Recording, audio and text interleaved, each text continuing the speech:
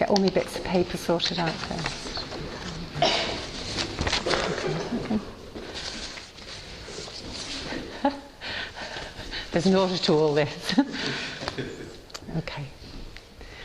Stories are powerful things.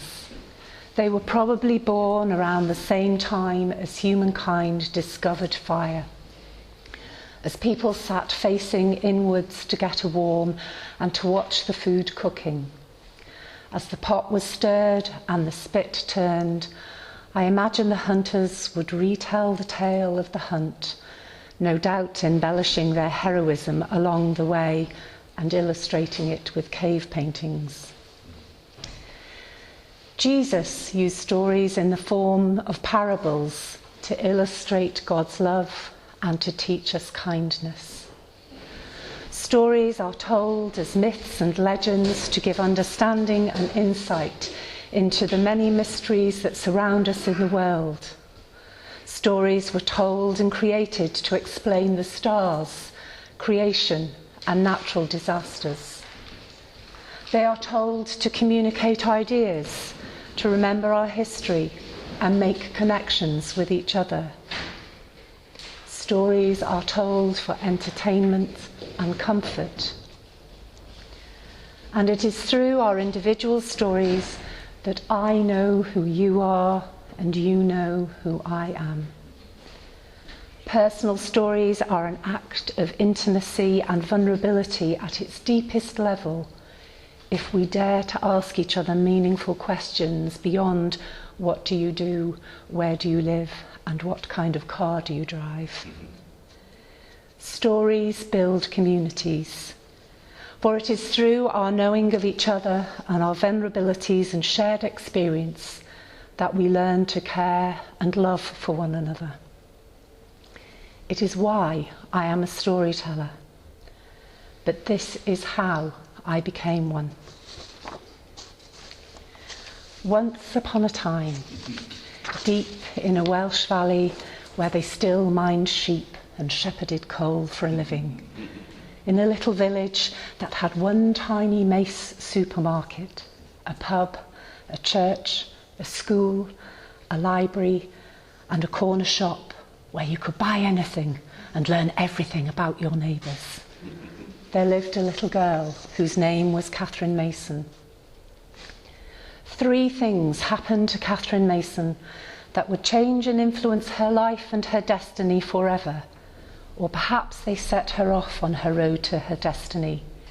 We will never know for certain, for these things are written in the stars and the great book of life, which is kept in a cave deep in the hillsides of Wales and guarded by an enormous red dragon who carries the key to his book around his neck. But I digress. When she was a little girl, every Saturday morning, her family went to the library where they each chose 2 books that their parents then read to them in turn at bedtime each night, until the following Saturday, when they would go again to the library, return the books they had borrowed, and choose new books for the following week.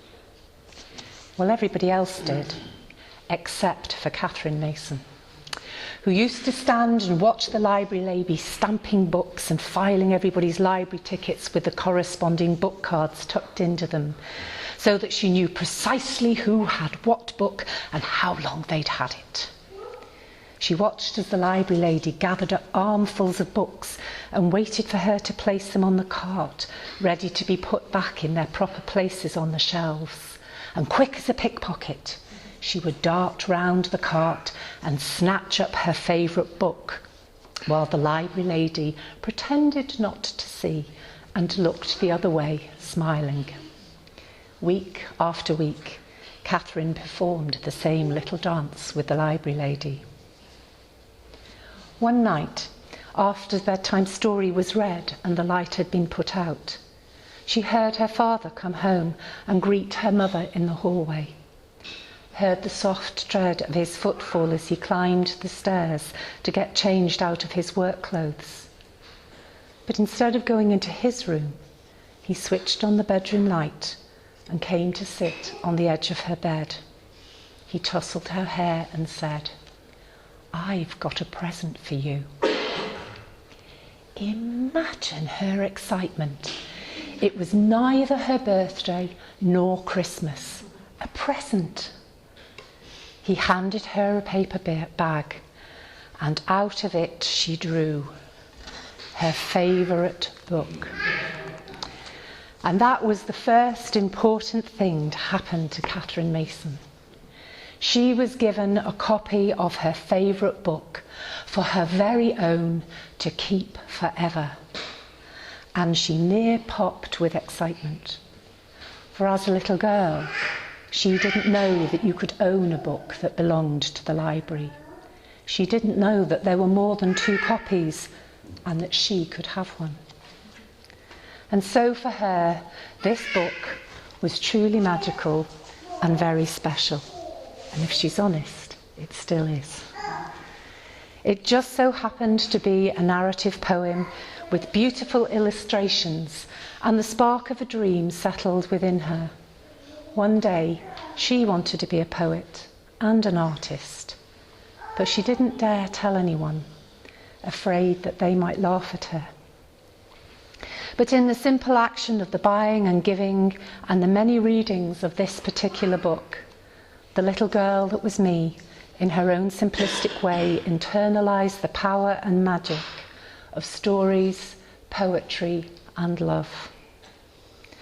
But I did say there were 3 things that happened to her, and this is only the first. The second thing came about some years later in the early 70s, when the British economy was troubled by high rates of inflation and the government had capped public sector pay rises, which caused unrest among trade unions as wages did not keep pace with price increases. The NUM called upon the miners to work to rule, and stacks of coal began to dwindle and diminish, eventually leading to the 1973 oil crisis, the 3-day week and extensive power cuts. Exciting times for a child whose school was closed as a result. Exciting times for a child with a new torch. Exciting times for a child whose mum had the only gas stove in the street, what with everyone else having converted to electric ovens on account of the fact that they were cleaner and more modern. During that time, my mother's kitchen became the hub of the community. People made up meals in advance of the power cuts, and when they came, the neighbours would come one by one, knocking at the back door to my mother's kitchen and heat up their pots of stew and get a warm around the stove. Everyone would sit at the table in the candlelight, and my father would tell stories to keep us entertained. One night, he told a tale of a little mouse who ventured into the kitchen in search of a piece of cheese to feed its family. The mouse got into all kinds of scrapes. My father's excited voice told how the little mouse desperately tried to get back to its hole in the skirting board, carrying an enormous piece of cheese, hotly pursued by the cat. We hung on to his every word as the cat got closer and closer, and we weren't sure if he'd make it home to his children or if the cat would catch him. Faster and faster they ran, and bang! The little mouse got into his hole just in the nick of time, and all the cat got was one of the mouse's whiskers. At the exact moment that my father clapped his hands, not only did the mouse make it back to safety, but all the lights came back on too. The power cut was over for that day, and it was magical timing. And little Catherine Mason learnt the enchanting power of stories. The third thing that happened to that little girl was akin to going to live on another planet, for her family went to live for a time in Africa. I wonder if you can imagine what it was like as a young girl of 9 to be picked up from the Welsh valleys, get on an aeroplane, which was still pretty uncommon in those days. It was a long while ago, long ago. And be put down in a landscape that she'd only ever seen in encyclopedias. From the lush green of the valleys to the arid, dusty plains of Africa, from money spiders to tarantulas, horses to giraffes, Welsh to Swahili, white skin to black. At that point, she had never seen a black person before. Never mind had servants in their house doing jobs that her mother normally did.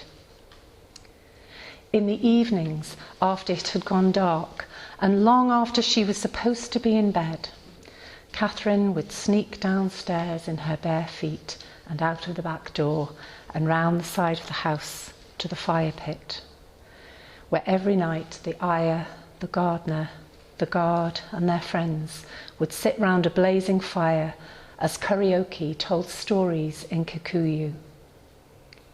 By the warmth of the fire and under the stars, with the sound of crickets chirping in the background, she would be transported away to rich landscapes of African stories, carried by the rhythm of sound and the hum and eye of the audience. She laughed at the jokes even though she didn't understand the language they were told in. She held her breath when the hero of the story was in danger, and sighed with relief when they were safe again. And little Catherine Mason learnt the most important lesson of all, that stories were about listening, communication, remembering and telling, and above all, connection. Here in a foreign land, far away from anything familiar, she found a sense of belonging beside the fire. As it was in the beginning, is now and ever shall be, stories without end. Amen. And in a rather back-to-front manner, we're now going to have our reading. So if you're sitting comfortably, then I'll begin. Today's reading is a piece called The Invitation by Uriah the Mountain Dreamer. It doesn't interest me what you do for a living. I want to know what you ache for, and if you dare to dream of meeting your heart's longing. It doesn't interest me how old you are. I want to know if you will risk looking like a fool for love, for your dream, for the adventure of being alive. It doesn't interest me what planets are squaring your moon.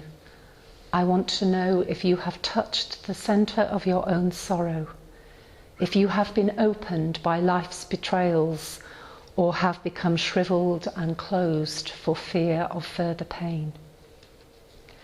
I want to know if you can sit with pain, mine or your own, without moving it or fading it or trying to fix it. I want to know if you can be with joy, mine and your own, if you can dance with wildness and let ecstasy fill you to the tips of your fingers and toes without cautioning us to be careful, be realistic, remember the limitations of being human. It doesn't interest me if the story you are telling me is true. I want to know if you can disappoint another to be true to yourself, if you can bear the accusation of betrayal and not betray your own soul, if you can be faithless and therefore trustworthy. I want to know if you can see beauty when it is not pretty every day, and if you can source your life from its presence. I want to know if you can live with failure, yours and mine, and still stand at the edge of the lake and shout to the silver of the full moon, yes! It doesn't interest me where you live or how much money you have. I want to know if you can get up after the night of grief and despair, weary and bruised to the bone, and do what needs to be done to feed the children. It doesn't interest me who you know or how you came to be here. I want to know if you will stand in the centre of the fire with me and not shrink back. It doesn't interest me where or what or with whom you have studied.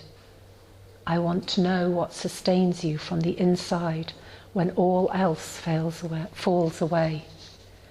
I want to know if you can be alone with yourself and if you truly like the company you keep in the empty moments.